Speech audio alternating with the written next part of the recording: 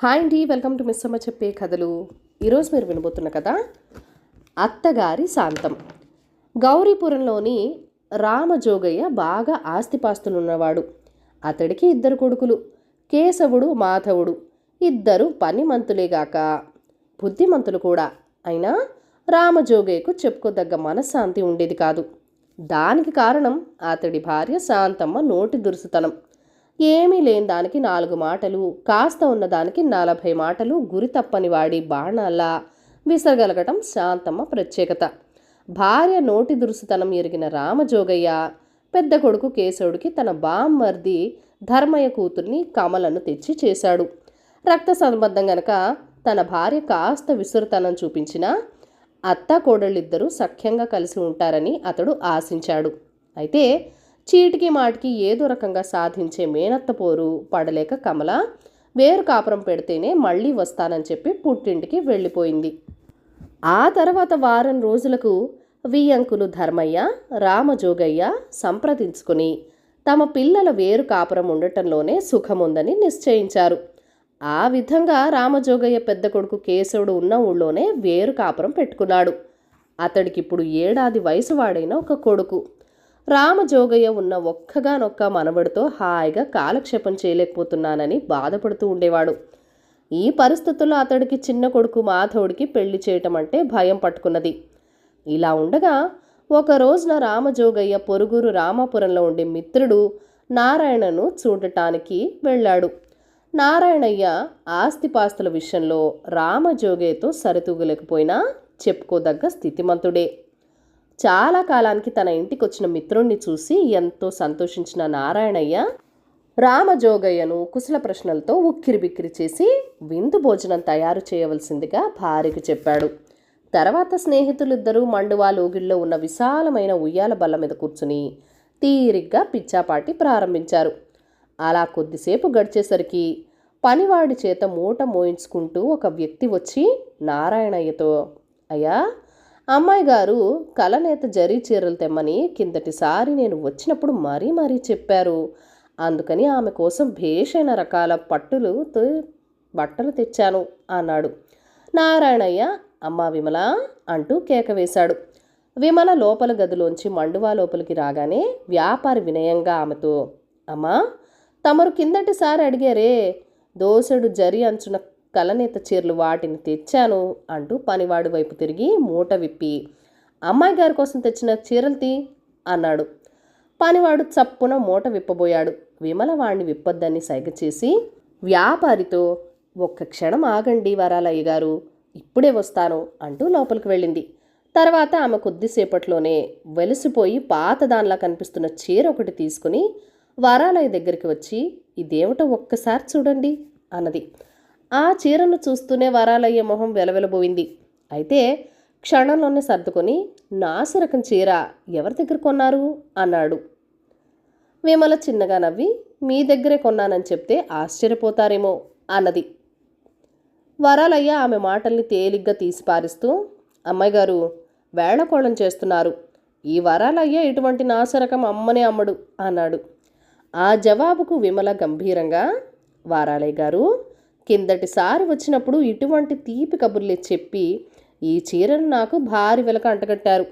ఒకసారి ఉతికేసరికి చీర ఇలా తయారైంది. మోసం ఒక్కసారి ఫలిస్తే నిజాయితీ జీవితాంతం ఫలిస్తూనే ఉంటుందని గుర్తుంచుకోండి. ఇక వెళ్ళి రండి అన్నది. విమల మాటలకు వరాలయ్య వెలతెలబోతూ ఏదో చెప్పబోయాడు. కానీ విమల అతడికి మాట్లాడే అవకాశం ఇవ్వకుండా, వరాలయ్య గారు, భగవంతుడు మనిషికి మాట ఇచ్చింది మంచితనాన్ని మాటల ద్వారా వ్యక్తం చేయటానికి, అంతేగాని వాచాలతోనూ నోటి దురుసుతనంతోనూ పనులు సాధించుకొని తెలియమంతులమని మురిసిపోవటానికి కాదు. మీరు ఇంకేం చెప్పనవసరం లేదు, వెళ్ళిరండి అన్నది. విమల మాటలకు ముఖం ముడుచుకున్న వరాలయ్య ఇంకేమీ మాట్లాడలేక మౌనంగా పనివాడి చేత చీరలు మూట కట్టించి లేచి వెళ్ళిపోయాడు.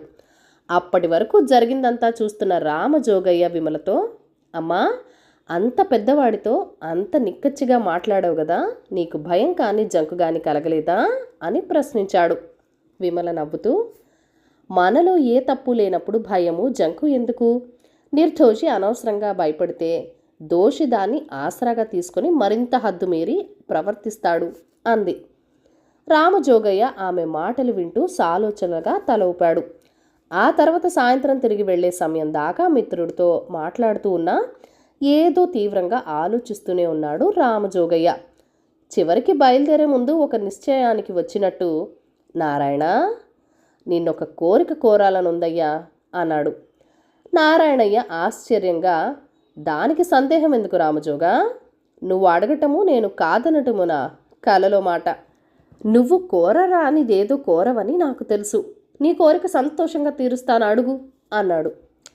మరేం లేదు, నీ కూతురు విమలను మా ఇంటి కోడలుగా తీసుకుపోవాలని నా కోరిక అన్నాడు రామజోగయ్య. ఆ మాట వింటూనే నారాయణయ్య మిత్రుడిని కౌగిలించుకుని, రామజోగా, నాకు వరమిస్తూనే కోరిక అంటావేంటయ్యా? నీ కోడలు కావటం అంటే అది కేవలం నా కూతురి అదృష్టం అన్నాడు. రామజోగయ్య నవ్వి, నేను ఇంటికి వెళ్ళగానే మా వాళ్లకు విషయమంతా చెప్పి త్వరలోనే పెళ్లి చూపులు ఏర్పాటు చేస్తాను. నువ్వు కూడా చెల్లమ్మకు విమలకు చెప్పి ఉంచు అన్నాడు. ఇల్లు చేరగానే రామజోగయ్య తన రెండో కొడుకు మాధవుడికి తన ఏర్పాటు చేసిన పెళ్లి సంబంధం గురించి చెప్పి, బాబు, నీ వదిన కాస్త మెత్తనిది, అందుచేత మీ అమ్మదే పైచేయి, వాళ్ళు వేరే కాపురం పెట్టవలసి వచ్చింది. నీ భార్య కాస్త చురుకైనది, మాటకారి అయితే మీ అమ్మకే ఇంత బుద్ధి చెప్పగలదని నా ఆశ. విమల ప్రవర్తన నా ఆశకు నీరు పోసింది. ఆమె పుణ్యమా అని నీ అన్నా వదినలు తిరిగి మన ఇంటికి వస్తారని నమ్మకంగా ఉంది అన్నాడు. తర్వాత జరిగిన పెళ్లి చూపుల్లో విమల మాధవుడికి నారాయణయ్య ముట్ట చెప్పుతున్న కట్న కానుకలు శాంతమ్మకు బాగా నచ్చటం చేత అతి త్వరలోనే విమల మాధవుల వివాహం జరిగి విమల కాపురానికి వచ్చింది. కాపురానికి వచ్చిన తొలి రోజుల్లోనే పిల్లిని ఎలకను కూడా సాధించే అత్తగారి స్వభావాన్ని విమల బాగా గ్రాహ్యం చేసుకున్నది. అయితే తప్పు తనది కాకపోయినప్పటికీ అత్తగారు తరచూ విసురుతున్న సూటిపూటి మాటలకు విమల పల్లెత్తు మాట కూడా ఎదురాడకుండా అత్యంత సహనంగా ప్రవర్తించటం రామజోగయ్యకు చాలా ఆశ్చర్యంగా తోచింది. కొత్త కోడలు కదా, కాస్త పాతబడితే తన నోరు విప్పుతుందని సరిపెట్టుకొని దాదాపు సంవత్సరం దాకా ఎదురు చూశాడు. అయినప్పటికీ శాంతమ్మ విసురుతనము, విమల సహనము అదే మాదిరిగా ఉండటంతో చివరకు ఒకనాడు భార్య గుడికి వెళ్ళగా చూసి కోడలి దగ్గర ఈ ప్రస్తావన తెచ్చాడు. అమ్మా, నువ్వు కాపురానికి వచ్చినప్పటి నుంచి చూస్తున్నాను, మీ అత్తగారు అన్యాయంగా సాధిస్తుంది. అయినా నువ్వు నోరు విప్పకపోవటం నాకు చాలా ఆశ్చర్యంగా ఉంది. ఆనాడు చీరల వ్యాపారితో అంత నిక్కచ్చిగా మాట్లాడిన పిల్లవు నువ్వేనా అన్న అనుమానం కలుగుతున్నది అన్నాడు. మామగారి మాటలకు విమల చిరునవ్వు నవ్వి, ఆనాడు నేను వ్యాపారితో అంత నిష్కర్షగా మాట్లాడానంటే దానికి కారణం మా ఇద్దరికీ ఎటువంటి అనుబంధము లేకపోవటమే మావయ్య. ఇక్కడ నన్ను నిందిస్తున్న వ్యక్తి స్వయాన నా భర్తకు తల్లి. ఆమెతో మాకున్న అనుబంధం నన్ను బాధిస్తున్నది. అనుబంధాలు కావాలని అనుకున్న చోట శాంతము సహనమే గాని ఘర్షణ పనికిరాదు అన్నది. కోడలి మంచితనానికి రామజోగయ్య కళ్ళు చెమర్చాయి. ఆయన ఎంతో ఆప్యాయంగా, అమ్మా, వయసుకు చిన్నదానివి అయినా ముదివకు కూడా బుద్ధి వచ్చేలా మాట్లాడావు. కానీ నీ మంచితనం నీ అత్తగారి దృష్టిలో పిరికితనమైతే నిన్ను మరింత చులకనగా చేసే అవకాశం ఉన్నది. అప్పుడు నీ సహనానికి అంతం రాగలదు. ఆ రోజు రాకుండానే నువ్వు మీ అత్తగారికి బుద్ధి చెప్తావేమో అని ఆశపడ్డాను. కానీ మూర్ఖత్వం బరిలోకి దిగినంత సులువుగా వివేకం దిగదని అర్థమైంది. ఏం చేస్తాం, మా తలరాత ఎలా ఉంటే అలా జరుగుతుంది. ఇంతటి సుగుణశీలిని కోరుకొని కోడలుగా చేసుకుని బాధలు పెడుతూ ఉంటే చూస్తూ ఊరుకోవలసి వస్తున్నది అంటూ ఇక ఇంట్లో ఉండబుద్ధి కానట్టు కండువా భుజాన వేసుకుని వీధిలోకి బయలుదేరాడు. అతడు బయటికి వెళ్తూ ఉండగా శాంతమ్మ గుడి నుంచి తిరిగి వచ్చి ఇంట్లోకి వస్తూ ఎదురైంది. భార్య మొహం చూడటానికి కూడా ఇష్టం లేని వాడిలా తల పక్కకి తిప్పుకొని వెళ్ళిపోయాడు రామజోగయ్య. ఆనాటి రాత్రి భోజనాల దగ్గర కోడలి మీద ఏమి విసుక్కోకుండా ముభావంగా ఉన్న శాంతమ్మ ఉన్నట్టుండి రామజోగయ్యతో, రేపు మంచిది, తిథి నక్షత్రం బాగున్నవి, మీరు కాస్త తీరుబాటు చేసుకుంటే అంటే కాస్త తీరుబాటు దొరుకుతుందా అన్నది. రామజోగయ్య ఏమీ పట్టించుకున్నట్టు, దేనికి అన్నాడు విసుగ్గా. శాంతమ్మ తల వంచుకుంటూ, మనిద్దరం వెళ్ళి పెద్దబ్బాయిని కోడల్ని మనవణ్ణి తీసుకురావటానికి అన్నది. భార్య మాట వింటూనే రామజోగయ్య ఆశ్చర్యపోతూ ఏమిటేమిటి అన్నాడు. శాంతమ్మ కళ్ళనీళ్లు పెట్టుకుంటూ ఇవాళ గుడిలో హరికథ లేదు, వెంటనే తిరిగి వచ్చి లోపలికి రాబోతూ మీరు విమల మాట్లాడుకుంటున్న మాటల్ని విన్నాను. ఇంతకాలంగా నా మాట తీరు వల్ల అయిన వాళ్ళు మనసులో అసహ్యాన్ని సంపాదించుకుంటున్నానని గ్రహించలేకపోయాను. విమల చెప్పినట్టు అనుబంధాలు ఆప్యాయతలు కావాలంటే ముందు మనిషి ప్రవర్తన ఆత్మీయంగా ఉండాలి అన్నది. ఊహించలేని విధంగా భార్యలో వచ్చిన మార్పుకు రామజోగయ్య ఎంతో ఆనందిస్తూ ఇన్నాళ్లకు ప్రశాంతత జీవితానికి మూల సూత్రం ఏమిటో గ్రహించగలిగావు. అత్తగారి శాంతం కుటుంబ సౌఖ్యానికి దేవుడిచ్చిన వరం లాంటిది అన్నాడు. అవును, ఇంత స్వల్ప విషయాన్ని మన పెద్ద కోడలు కాపురానికి వచ్చిన రోజే చెబితే సరిపోయేది కదా. ఇంతకాలం ఎందుకు కూర్చున్నారు, ఎందుకు ఊరుకున్నారు అంటూ శాంతమ్మ పెద్దగా నవ్వింది. కథ కంచికి మనం ఇంటికి.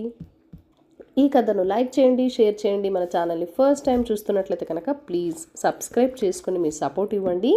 మీ అమూల్యమైన ఫీడ్బ్యాక్ అండ్ సజెషన్స్ నాతో కామెంట్ సెక్షన్లో కూడా షేర్ చేసేయండి.